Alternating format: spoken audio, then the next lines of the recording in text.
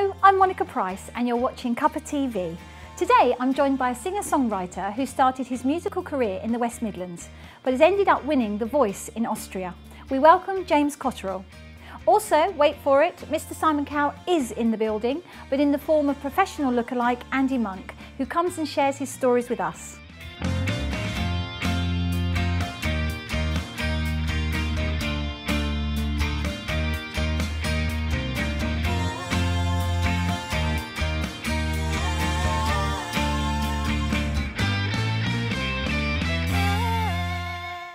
My first guest has seen huge success since he took to the mountains of Austria and sang his heart out on Austrians' The Voice, and promptly won. What followed has been a whirlwind of tours supporting the likes of rock legend Bryan Adams and pop idol Justin Bieber, and a single that was nominated as Song of the Year, which is just about to be released in the UK. Please welcome James Cottriall. James, fantastic to have you here. Thank you so much for joining me today. Hi, yeah, my pleasure to be Wonderful with to see, and great to see your guitar, so we'll pick up on that a bit later. But James, where did it all begin for you? The Voice in Austria, that's amazing. Tell us how that came about. It is a slightly different journey, isn't it? So I'm actually, you know, from not too far from here. I was raised in Stratford, but my degree was in German at the University of Nottingham, and as part of that you have to spend a year in a German-speaking city, and I ended up in beautiful Vienna. Wonderful. And when I was there, I saw a poster for The Voice, which I hadn't actually really heard of at the time, but I thought, okay, you know, I'm busking to pay my way through this year abroad, why not give it a go? And yeah, lo and behold, I ended up winning, which was a huge compliment. Yeah. Did you have any idea that you would actually go onto that show and then win? What were your thoughts about that? It was very, very surreal because obviously, I mean, I speak German. At the time, it wasn't fluent. It is now, but I think you know, I thought they'd pick one of their own. But again, at the same time, I think they maybe liked the fact that there was, you know, a British guy really trying to integrate himself into the culture and the language and really make a go of things. And yeah. I won. Were you the only British contestant on that show? I was indeed. That's wonderful that you did that. Fantastic achievement. Thank you. And what happened? So what year was that? That was in 2009. 2009. So after the success on The Voice, what happened? Was it the very next day things took off? What happened? Well, so the main difference between the version of The Voice in Austria and the version of The Voice you know here is that the people in the jury are not necessarily big celebrities. They're real industry insiders. So you've got top producers, you've got label executives, people like that. Who really kind of scrutinise you. So I worked very closely with a brilliant producer called Alexander Carr, who then took me into the studio to record this song Unbreakable. And then it went to #1 in Austria a couple of months after the show, which was obviously the biggest honour I could have ever dreamed of. I mean, I'd always dreamed about hearing that song on the radio, and I thought, yeah, come on, you know, I can do this, I can do this. But then obviously it got played more than once. Yeah, and then that was it. It's just an amazing feeling. And have you always sung? Yes, not always well. I always used to just sing in the shower for myself. And that's actually what really prompted me to even busk when I was on my year abroad, because my neighbour in the halls of residence caught me singing Run by Snow Patrol in the shower. Yes, I know that and one. when the knock on the door happened, I thought it'd be, oh, can you please stop doing that? Yes. But she said, no, you need to do that again. It was brilliant. And so I started, you know, playing covers, and then slowly but surely trusted myself to sing my own music. And when did you get to meet Justin Bieber and the rock legend Bryan Adams? Tell us about that. Well, so Justin Bieber, I mean, a lot of people think he's, you know, a bit arrogant and a bit naughty, and I don't know what that's true, how much of that is true, but when I met him, he was really, really nice and very polite.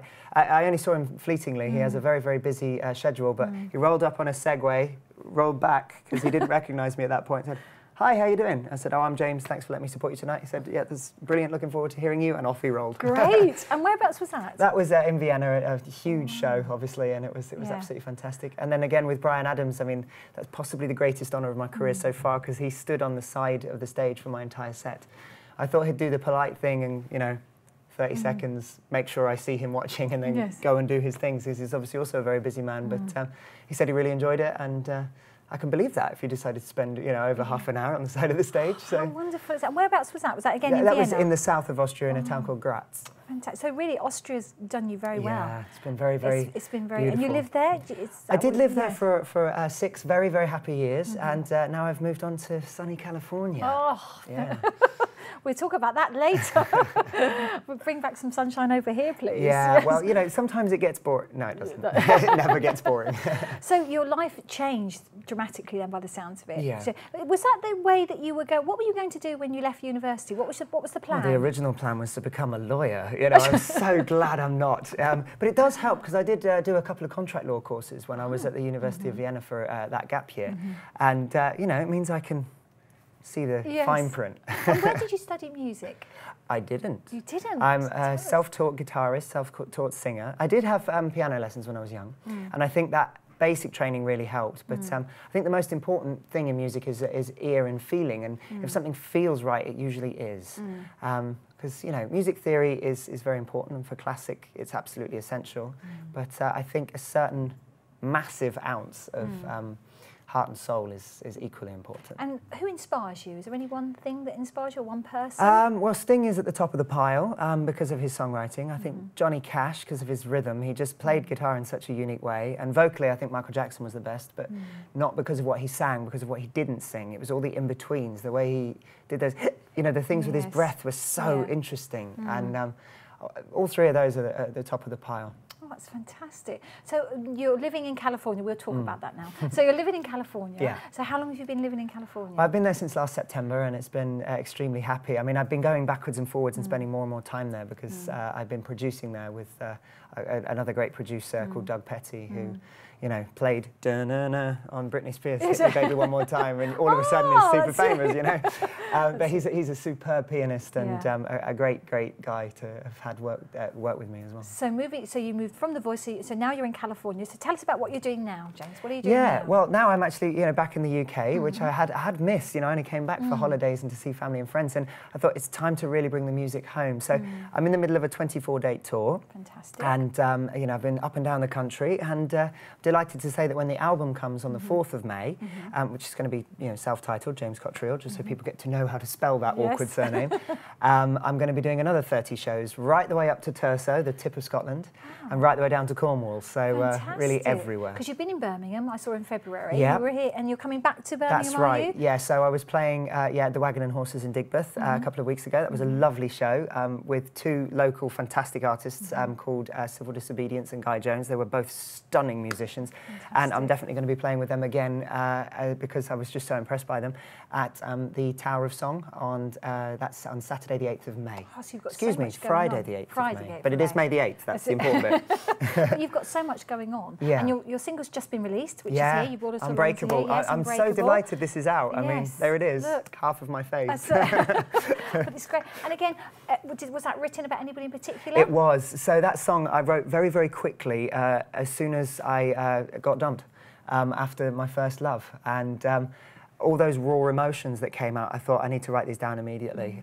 So as I so beautifully put it, I vomited the lyrics and pain onto the page. And I think that comes through in the song, but even the sad songs I sing, they have I always put the uplifting side on it because I'm a very optimistic person, and I think it's important to, even in dark situations, to find how to move forward. And so it's about a breakup, but it's also about a new start and, you know, being hopeful about things to come. And then where do you see your future, James? What would you like? Yeah, where would you like to be, say, in 10 years' time? Well, my 5 years' absolute time? dream, let's say 2 years. Let's say get 2 there years. quick. Let's go 6 months. Yeah. No, I mean, I'm a very, very hard worker. I sing, whether it's for one person or for a million, and I've had the great pleasure of doing both of those. And they all have unique resonance with me that inspire me in different ways. And the goal is that I will be playing in beautiful kind of seated theatres. You know, I like singing in churches because they have natural reverbs and places like that that just really let the music resonate. And yeah, all over the world. And my musical goal is that people don't have one favourite song, that they have things to talk about. You know, I don't want to be a one-hit wonder. So actually, you know, when we were talking about Bryan Adams, a career like that, where some people go, oh, Heaven's my favourite song, some people go, Everything I Do it for You, and some people obviously go Summer of '69. And that is exactly what I'd like to have. So quite diverse. So you want sort of rock songs as well as the love songs. So is that where you see yourself? Just a little bit of everything? Yeah, really? well, I write about how I feel. So there's, you know, yes, my influences are mainly pop, but it's definitely been inspired by a lot more than that. And I think that's my parents' fault, because my mum was into all these boy bands and this new wave lovey-dovey stuff, and my dad was a bit of a punk when he was younger. So I think that's why I play the guitar and sing, you know, kind of poppy lyrics, and I think it's a good fusion to have. And you self-taught your guitar. Yeah. So how long have you been playing the guitar? Oh, 15 years now. But again, much to my parents' dismay, I literally went out and came home with a guitar. I'd been saving up some money from a little job I had, and yeah, I just came home with a guitar. I didn't tell them I was going to buy it, and they thought, oh God, what's he done? And I played every day, and then after about a month, they came and said, it's finally sounding like music. I thought, that's ironic encouragement, but they've always supported me, and it's great to have a So when you're writing songs, is it always with the guitar? Nearly always. I've started writing a lot more on the piano, because I think after a while, I mean, a guitar, it has 6 strings, so it's better than a bass with only 4, but you know, you have just tendencies to go back to the same chords because of habit. And so I thought it was good to switch over to a new instrument, start writing on a piano, and then perform on the guitar as well. Oh, fantastic. Yeah. Well, James, I hope you'll come back and perform your new single for us, Unbreakable. It'll be wonderful to hear it. Yeah. But it's been so lovely to see you today. Thank you very much. Yeah. And I'm jealous you're going back to California. Yeah, but I will be so much. Back in the UK Come soon. back and see us when you do. That'd be wonderful. You. Thank you. We're going to take a quick break now, so come back and join us after the break.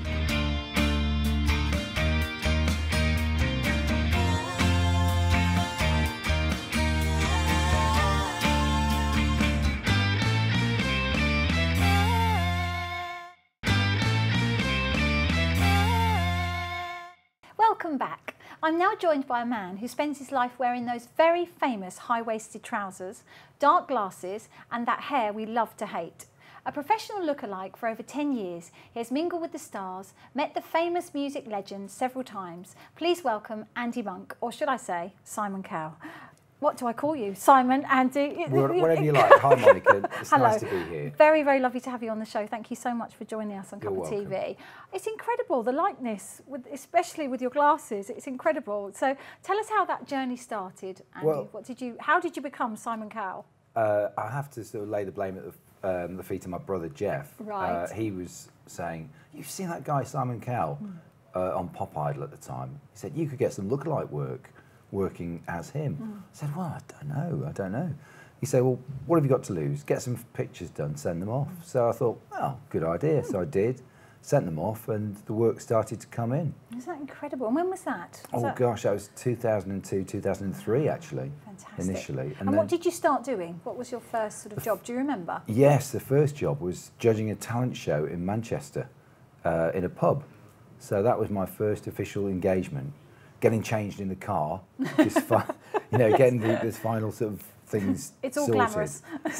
all glamour. All glamorous. It's either that or usually disabled toilets if you're lucky. Oh, fantastic. And do you feel that you look like him? Because you do. I think that I've got more confidence as time has gone by, and obviously you look for those certain things to copy, really, and have to work on the voice now and again.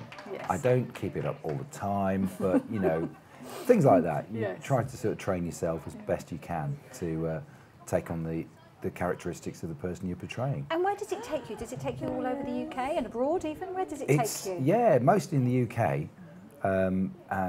Literally from Scotland, Ireland, Wales. I've been all over the UK with it and had a lot of fun.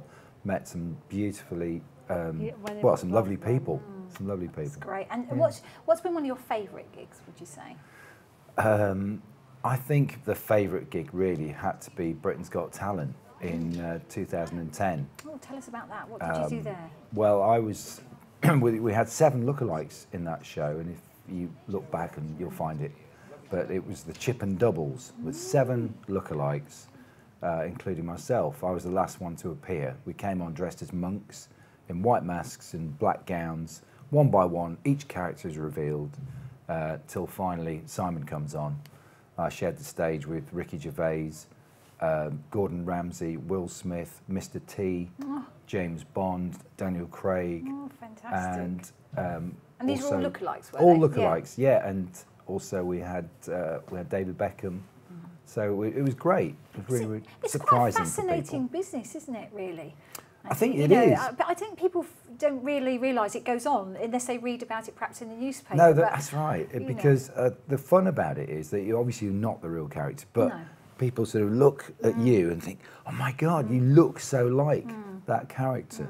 So that is the fun of it. Yeah. And, you know, particularly those few seconds when you actually do fool people and they think, you know, what is this character, what is Simon Cowell doing, you know, standing in a place, I don't know, in a shopping centre or whatever it might be. Do people approach you? Like Yeah, raise you you do at the get. supermarket checkout. Do people? You do get a lot of sideways glances and that's Simon Cowell, you know. So that's sort of fun too. Do you play up to that? Do you go into character then? Depends on the circumstances, you know. You've got to get on with normal life, haven't you? Yes, So, that's it. I mean, I also met my wife through doing this fantastic. job, Tell which us has about been fantastic. Well, both. Let me explain. My wife was a Debbie Harry lookalike for 20 years, and we both got hired to be on Doctors, which was the BBC daytime show, as extras for the storyline which was going on at the time, which is an ABBA tribute band member had died, so they had a load of lookalikes there at the wake. So we met in the green room and kept in touch, and now we're married. Oh, how fantastic So- is that? And how long ago was that? We got married in 2013, end of 2013, and so yes, So love has blossomed out of the it, lookalike. it has. So we've got this job to thank for that, really. And have you met anybody else and stayed in contact with any other people that are lookalikes? Oh, all the time, yes. I mean, I know and regularly socialise with many other characters. Martin is Gordon Ramsay, my good friend Martin. David Beckham, Will Smith, the people I mentioned, Ricky Gervais, and Daniel Craig. I mean, So that's when we- crazy at a party. I know, all when we- together. We do get hired as the Yeah. Chip and Doubles still. Yeah. So when we get together, it is really, really good fun, and we do have a good laugh. Oh, I should And imagine. people obviously always want pictures taking. So And what's been the most unusual gig, would you say? Have you been somewhere you thought, the most unusual one, I think, was where a PR company came up with the idea to judge the smells of people's cars. So I went around the UK, like a little road show, helping to judge how people's cars smelt. We had a smells expert with us who, he was the guy who discovered the perfume from the Titanic. Well, they brought it up from the depths of the ocean. Yeah. And so his nose was crucial to that event. And fantastic. so, yeah, that was very strange. unusual. It was all to do with an air freshener company. So Yes. we judged them before and after, and, you know, hopefully they smelt much better by the time they had the air fresheners fitted.